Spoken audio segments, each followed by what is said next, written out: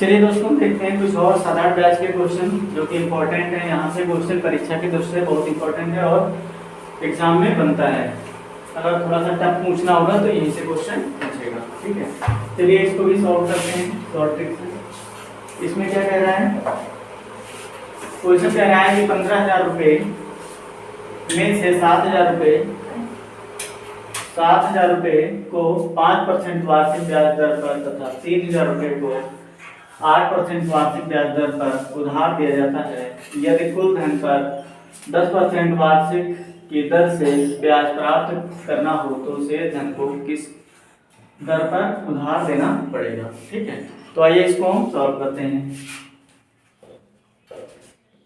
कुल धन कितना है हमारे पास, 15,000 है। ठीक है, तो जो ओवरऑल होगा वो इन सभी को मिला के यहाँ से जो साधारण ब्याज होगा वो ओवरऑल पे जो साधारण ब्याज होगा उसके बराबर होगा। ठीक है, तो आइए हम देखते हैं 7,000, देखो मूलधन गुणा दर गुणा समय बटा 100 या पीआरटी अपॉन 100। वहां से कर लेते हैं, पी का मतलब 7,000 इंटू आर इंटू टी कितना है 5% वार्षिक ब्याज दर पर। ठीक है, तथा 3,000, हाँ चलो ठीक है, यहाँ से निकाल लेते हैं हम। और प्लस दूसरा वाला है कितना, दूसरा वाला 3,000 8/100 वार्षिक है तो समय यहाँ पर एक ही रहेगा। ठीक है, और यदि समय दिया होता तो हम उतना रखते हैं। उधार दिया जाता है यदि कुल धन पर 10%, तो तीसरा धन बोल रहा है कि इसमें से शेष धन कितना बचा, तो 15,000 रुपये था, उसमें से 7,000, 3,000 निकल गया, 7 3 10,000 निकल गया, बचा 5,000। तो धन कितना हुआ 5,000। उसको कितने रेट पर देना है, मान लिया आर पर देना है, 8% पर देना है। और टोटल कितना है 15,000। 15,000 इंटू कितना है 8% 10% है 15,000। कुल धन को 10% है, कुल धन को 10% पर दिया जाता है। ठीक है, यहाँ से इसे सॉल्व कर लेते हैं, आंसर आ जाएगा। ठीक है, तो यहाँ से 2 0 कट गए, यहाँ से 2 0 2 0 2 0 2 0, ये हो जाएगा 7 5 35, 350, 8 3 24 240, 350 240, 350 प्लस 240 प्लस 50 आर बराबर, यहाँ से 2 0 कट गए, तो यहाँ से 1500। ठीक है, अब क्या करेंगे, इनको दोनों को ऐड करके उसमें से माइनस कर देंगे और डिवाइड कर देंगे 50 से, तो दर निकल जाएगी। ठीक है, चलिए देखते हैं यहाँ पर क्या हो जाएगा, 3 2 5 590 590, तो यहाँ से r बराबर हो जाएगा 1500। यहाँ से डायरेक्ट हम माइनस कर लेते हैं, 1500 में से 590 घट गया 0 1 और 9 910 रुपये बचा, 910 रुपये बचा, बटा कितना हो जाएगा 500, तो 910 बटा 50। ठीक है, अब यहाँ से डिवाइड कर लेते हैं। अब इसे डिवाइड करेंगे तो क्या हो जाएगा, 5 एकम 5, इसको यहाँ पर सॉल्व कर लेते हैं। r इक्वल टू 91 बटा 5, 5 एकम 5, 4 बचा, 5 40, सही 1/5%। ये दर कितनी आ गई 18, सही 1/5% दर आ गई। ठीक है, अब इसको हम देखते हैं अगर, तो 18 पंचे 90, 91/5, यानी कि दर कितनी आ गई 18 से 1/5%। फिर से एक बार देख लेते हैं कि ओवरऑल जो धन दिया है वो कितना 10% ब्याज की दर पर दे रहा है, तो यहाँ पर 10% से निकालेंगे पीआरटी अपॉन 100 से। फिर उसमें से कुछ धन 7,000 रुपये क्या दे रहा है 5% वार्षिक ब्याज की दर पे, और 3,000 रुपये 8% वार्षिक ब्याज की दर पर। बाकी जो 5,000 रुपये शेष बचा उसे हम आर मान लेते हैं कि आर रेट पर वो दे रहा है। ठीक है, आर जिसकी रेट ऑफ इंटरेस्ट है, वहां से हम सॉल्व कर लेते हैं। इतना बड़ा प्रोसेस ना करके हम इसे एक लाइन में ही कर सकते हैं। अगर दिमाग में लगाना चाहें तो ये वाली लाइन हटा सकते हैं, सीधे एक ही लाइन से आंसर आ जाएगा। तो यहाँ से क्या करेंगे, सॉल्व करके आर का मान निकाल देंगे, जो कि निकल के आएगा कितना 18 से 1/5%। ठीक है, आई होप समझ में आएगा। चलिए देखते हैं अगला क्वेश्चन। ये क्वेश्चन बहुत इंपॉर्टेंट क्वेश्चन है अपने आप में।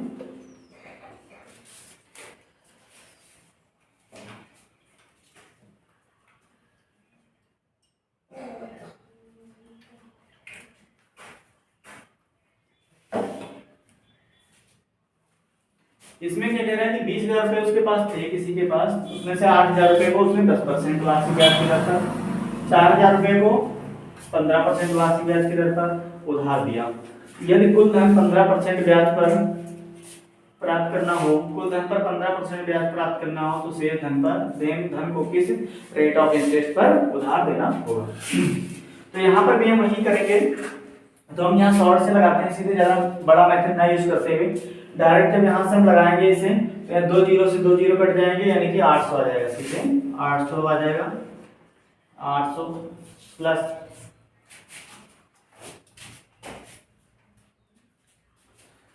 हाँ 800 आ गया।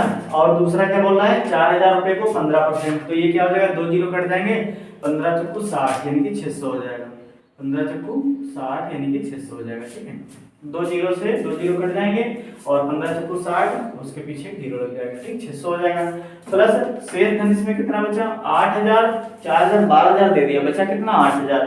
तो 8000 को मैंने मान लिया कि R% पे देना है। ठीक, तो 8000 का जो हम निकालेंगे R%, तो बटा 100 हो जाएगा, यानी जीरो जीरो कट जाएंगे, 80R हो जाएगा। कितना 80R, तो यहाँ 80R बराबर टोटल का निकालेंगे कितना, टोटल का कितना है 15%, तो टोटल का 15% 2 जीरो कट जाएंगे, 15 दूनी 30, 3000 रुपये इधर आ जाएगा।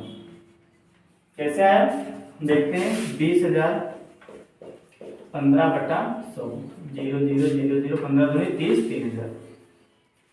अब क्या करते हैं, इसको हम ऐड करके पक्षांतर कर लेते हैं। तो 8 से 14, 3000 में से 1400 निकाल दिए, कितने 1600 बचे। तो यहाँ से R निकल जाएगा, R बराबर 1600 डिवाइड बाई 80। ठीक, तो ये क्या हो जाएगा 8 दूनी 16, 0 से 0 कट गया, ये क्या हो जाएगा 8 दूनी 16, यानी कि रेट ऑफ इंटरेस्ट कितनी निकल के आई 20%। आई होप ये भी क्वेश्चन समझ में आया होगा। अगर ये दिक्कत हो रही कि कैसे आ गया 800, तो आइए हम बता देते हैं। 800 यहाँ से आया, 8000 का 10% निकालेंगे तो ये 0 से 0 कट जाएंगे, 880, 800 रुपये हो जाएगा ब्याज। अगर वहाँ 4000 का निकालेंगे तो 15% 4000 का निकाल देते हैं, उसका 15% निकालेंगे तो यहाँ से 0 0 कट जाएंगे, 15 चक्कू 60, 600 रुपये आ जाएगा। और टोटल पर 15% दे रहा है, 20000 पर 15% दे रहा है, तो 20000 का 15%, 0 से 0 कट गया, 15 दूनी 30, 3000 रुपये, 3000 रुपये आ जाएंगे। ठीक है, और बाकी अपना जो 80R आया वो कहाँ से आया, वो यहाँ से आया। शेष में बचा 8000, 8000 का मान मैंने R% पे निकाल रहा है, दे रहा है, तो ये क्या हो गया 80। अब वो मैंने इसमें रख दिया और यहाँ से सॉल्व कर लिया। दोस्तों की मिस्टेक हो गई थोड़ी सी, इसको सॉल्व कर लेते हैं। चलिए देखते हैं इसको, फिर से क्वेश्चन देखते हैं। यहाँ पर क्या कह रहा है 4000 रुपए को इस प्रकार दो समान भागों में बांटा जाता है कि पहले भाग को 3%, दूसरे भाग को 4% वार्षिक ब्याज पर रखने से एक वर्ष का कुल साधारण ब्याज इतना रुपये मिलता है, 4% पर कितना रुपया बांटा जाए। ठीक है, तो इसको हम सॉल्व करते हैं। तो सबसे पहले क्या करेंगे, 4000 रुपये यहाँ लिखते हैं, 4000 का निकालेंगे 3% तो 120 आएगा, 4000 का 4% तो 160 आएगा। इसको हम एलिगेशन के मेथड से सॉल्व करेंगे, एलिगेशन के मेथड से सॉल्व करेंगे। अब क्या होगा, उसको ओवरऑल ब्याज कितना मिलता है, उस पर उससे ब्याज कितना मिला, ये कितना मिला 3% रेट ऑफ इंटरेस्ट पर, ये 3% निकला उसका, ये 4% निकाला। ठीक है, और इसका जो 144 रुपये कुल साधारण ब्याज एक वर्ष का है। ठीक है, तो उसको हम एलिगेशन बना लेंगे, वहां से सॉल्व करेंगे। अब क्या करेंगे, इसको सेपरेट करते हैं, बड़े से छोटे को एलिगेशन तो यही कहता है। अब 160 से 144 माइनस करेंगे तो यहाँ पर कितना हो जाएगा 16। इसे हम यहाँ से माइनस करेंगे, मतलब 144 से इसको माइनस करेंगे तो ये हो जाएगा हमारे पास 144, 20 20 40 24। अब इसे हम रेशियो में बना लेंगे तो 8 दूनी 16, 8 दो 24, यानी कि जो ये रेशियो निकल के आया 2:3 का है। अब क्या करते हैं, इसको हम मान लेते हैं 2R, इसको 2R और इसे 3R। ठीक है, ये टोटल वैल्यू कितनी दी है 4000 रुपये, तो ये 4000 के बराबर होगा, 4000 के बराबर होगा। तो 1R किसके बराबर होगा 4000 बटा 5, 3 2 5। ठीक है, यहाँ पर 5 लिख देते हैं, तो R यहाँ से R की वैल्यू निकल जाएगी 8 से, कितना हो जाएगा R बराबर, अभी नहीं, इसको हम यहाँ से डायरेक्ट R मानते हैं। ठीक है, तो R बराबर क्या हो जाएगा 800। ठीक है, R बराबर 800, 5 से डिवाइड में 5 × 40, 800 रुपये हो जाएगा। क्या बोल रहा है कि 4% पर कितना राशि देगी, तो 4% पर कितना है, 3 रेशियो है, 4% पर 3 रेशियो है, तो हम क्या करेंगे 4% पर दी गई राशि तो बराबर क्या हो जाएगा 3 × 800, 2400 रुपये। ये आंसर आएगा। आई होप समझ में आया होगा। चलिए देखते हैं कुछ और इम्पोर्टेंट अगला क्वेश्चन। इसमें क्या कह रहा है कि 12,000 रुपये को 2 असमान भागों में इस प्रकार बांटता है कि पहले भाग को 25% वार्षिक पर तथा दूसरे भाग को 10% वार्षिक दर पर रखने से एक वर्ष का कुल साधारण ब्याज 18,000 रुपये होता है, तो दोनों राशियां क्या होगी। इसमें दोनों राशियां पूछ रहा है, तो इसको हम बेहतरीन शॉर्टकट से सॉल्व करेंगे, टाइम ना लेते हुए ज़्यादा। चलिए देखते हैं इसमें क्या है। 12,000 तो 12,000, इसको हम क्या करेंगे पहले भाग को कितने रेट ऑफ इंटरेस्ट पर 25%, तो यहाँ पर 25% अगर हम इसका निकालेंगे तो 12,000 का 25% कितना आ जाएगा, 25% कितना आ जाएगा 0 0 12 पर 12 दूनी 24, 25 × 50 और 25 × 50 और 25 से कम 25, 25 और 5 30, यानी कि 3,000 रुपये। 25 × 50, 25 कम 25 कम 30, यानी कि 3,000 रुपये इधर आ जाएगा। इसी प्रकार उधर कितना 10% वार्षिक ब्याज की दर से दे रहा है, तो इसका 10% निकालेंगे, यहाँ पर 10% निकाल देते हैं, इसका 10% निकालेंगे कितना आ जाएगा 0 0 1200, 10% पर निकालेंगे कितना आ जाएगा 1200 रुपये। ये हमने 10% पर निकाल दिया, ये मैंने 10% पर निकाल लिया। अब इसको हम क्या करते हैं 18,000 रुपये कुल मिलता है, ठीक है। 18,000 नहीं होगा, यहाँ पर 1,800 होगा, ठीक है। 1,800 होगा, मिस्टेक होगी, 1,800 रुपये कुल ब्याज प्राप्त होता है, ठीक है। तो यहाँ पर क्या होगा एलिगेशन इसमें भी लगाएंगे 18, क्या करेंगे यहाँ से एलिगेशन लगाएंगे, तो एलिगेशन से जो मिलेगा देखते हैं क्या मिल रहा है। यहाँ पर क्या है ये 18 में से 12 चला गया कितना होगा 600 मिला, थोड़ा ऊपर लिखना पड़ेगा, थोड़ा लिखना। यहाँ पर 1,800 हो जाएगा और यहाँ पर एलिगेशन लगाएंगे तो ये कितना हो जाएगा 600 हो जाएगा, और यहाँ पर लगाएंगे तो कितना हो जाएगा ये 3,000 में से 1,800 गया तो 1,200 बचेगा। ये डिवाइड कर देंगे तो 6 कम 6 6 दूनी 12, यानी कि लास्ट डिवाइड को 1 रेशियो और या 2 रेशियो के रूप में निकल कर आएगी। ये कितना हो जाएगा, अब क्या होगा 3 ratio equal to 12,000, 3 ratio equal to 12,000, तो 1 रेशियो की वैल्यू क्या आ जाएगी 12,000 डिवाइड बाय 3 चक्कू 4,000 रुपये।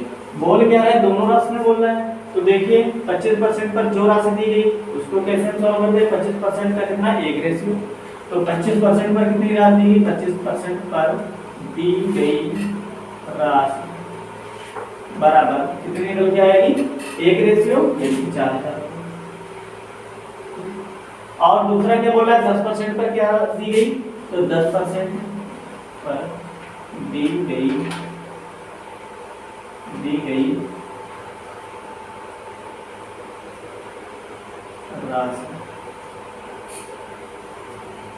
राशि बराबर 10% पर कितना रेशियो 2 रेशियो, तो कितना हो जाएगा 4 दूनी 8 हो जाएगा। आई होप ये भी क्वेश्चन बहुत इंपॉर्टेंट था और समझ में आया होगा। चलिए देखते हैं कुछ और इम्पोर्टेंट क्वेश्चन। चलिए देखते हैं एक और क्वेश्चन, इम्पोर्टेंट क्वेश्चन ये भी है, इसको भी हम बहुत बेहतरीन शॉर्ट ट्रिक से सॉल्व करेंगे। तो आइए इसको सॉल्व करते हैं। कह रहा है कि सपना 500 रुपये 2 बैंकों में जमा करती है, ठीक है। 3 वर्ष के लिए बैंक ए में जमा किया तथा इतने ही वर्षों के लिए बैंक बी में जमा करती है, इतने वर्षों के लिए बैंक बी में जमा करती है। यदि दोनों बैंकों से प्राप्त ब्याज का अंतर 75 रुपये है तो दोनों बैंकों की ब्याज दरों की क्या अंतर है। मतलब जब उसका ब्याज का अंतर दिया हुआ है 75 रुपये, तो ब्याज की दरें जो है उनका अंतर दिया हुआ है। तो मैंने मान लिया कि जो 500 रुपये ए बैंक में जमा करती है उसकी ब्याज दर आर है, ठीक है, तथा जो दूसरी बैंक में जमा करती है बी में उसकी ब्याज दर छोटी वाली आर है। तो 500 रुपये 3 वर्ष के लिए 500 मूलधन गुणा दर पता नहीं, यानी कि मान लेते हैं समय 3/100। यहाँ से क्या करेंगे, दूसरी वाली बैंक जो है ये तो ए बैंक का निकाल लिया, दूसरी वाली बैंक है कि इतने रुपए बैंक बी में जमा करती है, इतने रुपए बैंक बी में जमा करती है, इतने ही वर्षों के लिए। तो 500 रुपये मान लिया 8 दर से 3 वर्षों के लिए जमा करती, वहां से 75 रुपये उसे ब्याज देगा, ठीक है। अब क्या करते हैं, यहाँ से इसे डिवाइड करते हैं, कर दिया डिवाइड, 5 या 15 माइनस 5 या 15, ये हाँ चलो ठीक, 15 यहाँ पर 15 बराबर 75, तो आर माइनस आर यहाँ पर 15 कॉमन ले लेंगे 75 आ जाएगा। तो आर माइनस आर यहाँ पर कर देते हैं, आर माइनस आर बराबर 75/15, 15 बचे 75, आर माइनस आर बराबर 5% का अंतर, दोनों की ब्याज दरों में 5% का अंतर रहेगा। चलिए दोस्तों देखते हैं, चलिए आज का सेशन यहीं पर एंड करते हैं, और बाकी क्वेश्चन आप नेक्स्ट चैप्टर स्टार्ट करेंगे, हम चैप्टर और ब्याज का उसमें देखेंगे। वीडियो अच्छा लगा हो तो लाइक कीजिए, शेयर कीजिए और सब्सक्राइब कीजिए मेरे चैनल को। Thank you.